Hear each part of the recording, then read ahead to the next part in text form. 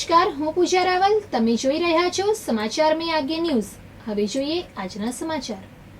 રાજ્યકક્ષાના વન અને પર્યાવરણ, ક્લાઇમેટ ચેન્જ, જળસંપત્તિ અને પાણી પુરવઠા મંત્રી મુકેશભાઈ પટેલે સતલાસણા પાસે આવેલ ધરોઈ ડેમની સ્થળ મુલાકાત લીધી હતી. મંત્રીએ ધરોઈ ડેમ પ્રદેશના વિકાસ હેઠળ ચાલતા વિવિધ પ્રોજેક્ટ વિશે જાત માહિતી મેળવી હતી. ધરોઈ ડેમ પ્રદેશના વૈશ્વિક કક્ષાના સસ્ટેનેબલ પ્રવાસન સ્થળ તરીકેની વિકાસ યોજના અંતર્ગત નિર્માણ પામનાર adventure water sports arena, visitor centre અને વોટર એક્સપિરિયન્સ પાર્ક, પંચતત્વ park, earth experience park, sun experience park, botanical garden, sky experience park સહિતના વિવિધ પ્રોજેક્ટ વિશે સંબંધિત અધિકારી પાસેથી વિસ્તૃત જાણકારી મેળવી હતી. આ મુલાકાત સમયે ધરોઈ ડેમના કાર્યપાલક ઇજનેર શ્રી સુમિત પટેલ સહિત સંબંધિત વિભાગના અધિકારી અને કર્મચારીઓ ઉપસ્થિત રહ્યા હતા. સતલાસણા તાલુકાના તારંગામાં રાજ્ય કક્ષાના વન અને પર્યાવરણ મંત્રી મુકેશભાઈ પટેલે ગુરુવારે તીર્થંકર વનની મુલાકાત લઈ ટ્રેકિંગ માટેના 4 ટ્રેકનું લોકાર્પણ કર્યું હતું. ત્યારબાદ અદાણી ફાઉન્ડેશન સંસ્થા દ્વારા કરવામાં આવેલા વાવેતરનું પણ નિરીક્ષણ કર્યું હતું. આ ઉપરાંત તીર્થંકર વનમાં આવેલા રાશિવન, નવગ્રહ વન અને નક્ષત્ર વન તેમજ વન કવચની પણ મુલાકાત લીધી હતી. એક પેડ માં કે નામ અભિયાન અંતર્ગત ધરોઈ રેન્જ વિસ્તારના રંગપુર ગઢ ખાતે વૃક્ષારોપણ કર્યું હતું. આ કાર્યક્રમમાં અધિક અગ્ર મુખ્ય વન સંરક્ષક સી.કે. સોનમણી, ગાંધીનગર વન વર્તુળના મુખ્ય વન સંરક્ષક રાજ સંદીપ, મહેસાણા ઇન્ચાર્જ નાયબ વન સંરક્ષક શકીરા બેગમ, ગાંધીનગર નાયબ વન સંરક્ષક Chandresh Shanendre, Kheralu range forest officer Baldevbhai Desai અને Dharoi range forest officer Sandeep Chaudhary ઉપસ્થિત રહ્યા હતા. પાટણ ઊંઝા હાઈવે પર ગુરુવારે મોડી રાત્રે ડમ્પર અને ટ્રેક્ટર વચ્ચે અકસ્માત સર્જાયો હતો. આ અકસ્માતમાં ડમ્પર ચાલક વાહનમાં ફસાઈ ગયો હતો. બાલિસના પોલીસ સ્ટેશનના પીએસઆઈ એસ.કે. રાવલ અને તેમની ટીમે તાત્કાલિક ઘટના સ્થળે પહોંચી કાર્યવાહી શરૂ કરી. ઊંઝા અને પાટણ ફાયર બ્રિગેડની મદદથી કટરનો ઉપયોગ કરીને બચાવ કામગીરી હાથ ધરવામાં આવી હતી. લગભગ 2 કલાક સુધી ચાલેલા રેસ્ક્યુ ઓપરેશન બાદ ચાલકને સફળતાપૂર્વક બહાર કાઢવામાં આવ્યો હતો. ડમ્પર ચાલકને તાત્કાલિક સારવાર માટે નજીકની હોસ્પિટલમાં ખસેડવામાં આવ્યો. અકસ્માતમાં ડમ્પર અને ટ્રેક્ટરને નુકસાન થયું હતું, પરંતુ કોઈ જાનહાનિ થઈ ન હતી. અકસ્માતની જાણ થતાં આસપાસના વિસ્તારના લોકો પણ ઘટના સ્થળે દોડી આવ્યા હતા.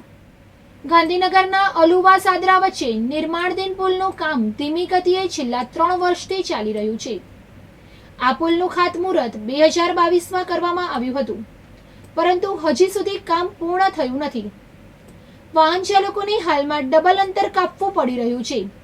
ચોમાસું નજીક આવી રહ્યું છે ત્યારે નદીમાં બનાવેલો કામચલાઉ રસ્તો પણ બંધ થવાની શક્યતા છે. આ સમસ્યાથી સ્થાનિક રહીશો ચિંતિત છે. સાદરા ખાતે આવેલા જક્ષણી માતાના પ્રાચીન મંદિરે માણસાના રાજપૂત અને ચૌધરી સમાજના લોકો બાળકોની બાબરી ઉતારવા મોટી સંખ્યામાં આવે છે. તેમને પણ હાલાકીનો સામનો કરવો પડી રહ્યો છે. સ્થાનિક લોકોની માંગણી છે કે પુલની કામગીરી ઝડપથી પૂર્ણ કરવામાં આવે, જેથી વિસ્તારના લોકોની મુશ્કેલીઓનો અંત આવે. કમાડ તાલુકાના હાફેશ્વર ખાતે નર્મદા નદીમાં 15 મે બપોરે 1 વાગ્યાના સુમારે છોડવાણી ગામના 24 વર્ષીય નિલેશ મોલજીભાઈ બિલ તેના કુટુંબીજનો સાથે નદીમાં સ્નાન કરવા ગયો હતો. સ્નાન દરમિયાન અચાનક મગર આવ્યો અને નિલેશને ઊંડા પાણીમાં ખેંચી ગયો. નિલેશ સાથે આવેલા કુટુંબીજનો ડરના માર્યા નદીમાંથી બહાર નીકળી ગયા. તેમણે મદદ માટે બૂમાબૂમ કરી, પરંતુ કોઈ કંઈ કરી શક્યું નહીં.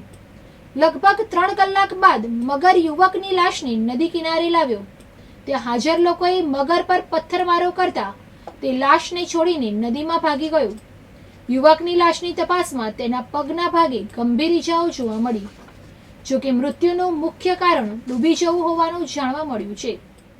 અમરેલી જિલ્લાના બાબરા તાલુકાના સમઢીડિયા ગામ નજીક મોડી રાતે એક ખાનગી કંપનીની પવનચક્કી અચાનક તૂટી પડતા આ પવનચક્કીનો અડધો ભાગ 66 kV વીજ લાઇન પર પડતા આગ લાગી હતી. આગની જ્વાળાઓ 2 કિલોમીટર દૂર સુધી દેખાઈ રહી હતી. ફાયર બ્રિગેડને તાત્કાલિક જાણ કરવામાં આવી અને આગ પર કાબુ મેળવવાના પ્રયાસો શરૂ કરવામાં આવ્યા હતા. પવનચક્કી કયા કારણોસર તૂટી તે અંગે હજુ સુધી જાણી શકાયું નથી. કંપની દ્વારા આ ઘટનાની તપાસ હાથ ધરવામાં આવશે. દુર્ઘટનાને કારણે આસપાસની વીજ લાઈનો બંધ થઈ ગઈ હતી. સમઢિયાળા અને આસપાસના વાડીસીમ વિસ્તારમાં સંપૂર્ણ અંધારપટ છવાઈ ગયો હતો. મોડી રાત સુધી વીજ પુરવઠો ખોરવાયેલો રહ્યો હતો. પાલનપુરના તાજપુરા વિસ્તારમાં પાઇપલાઇનમાં લીકેજ થવાને કારણે હજારો લીટર પાણીનો વ્યય થયો છે. આ ઘટના પાણી પુરવઠા સમિતિના ચેરમેનના વોર્ડમાં બની હતી.